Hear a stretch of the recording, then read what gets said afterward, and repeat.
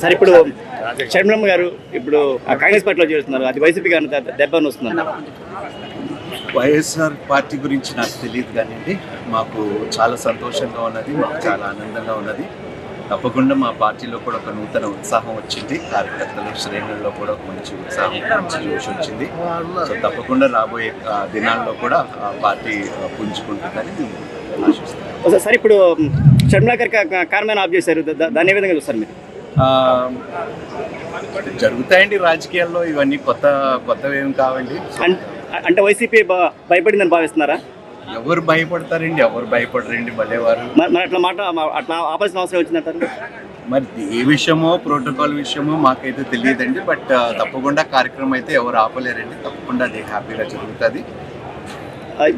ఇప్పుడు షర్మిలమ్మ రాకతో వైసీపీ దెబ్బడుతుందా లేకపోతే మాకు ముఖ్యమైనది మా కాంగ్రెస్ పార్టీ అండి. మాకు అంతకన్నా మించి వేరే పార్టీల గురించి ఆలోచించే అంత మాకు టైం లేదు. ముందు మా పార్టీ శ్రేణులు, మా పార్టీ కార్యకర్తలు వాళ్ళ క్షేమం గురించి మేము ఆలోచించుకోవాలి. ముందున్న అంశం ఏదైతే ఉన్నదో మేము ముందుకు తీసుకొని వెళ్ళాలి. అధిష్టానం మాకు ఆదేశించిన పని కార్యకర్తలుగా మేము ముందుకు తీసుకొని ఇప్పుడు 2024లో ఎలక్షన్ ఉండబోతుందని భావిస్తాను మీరు?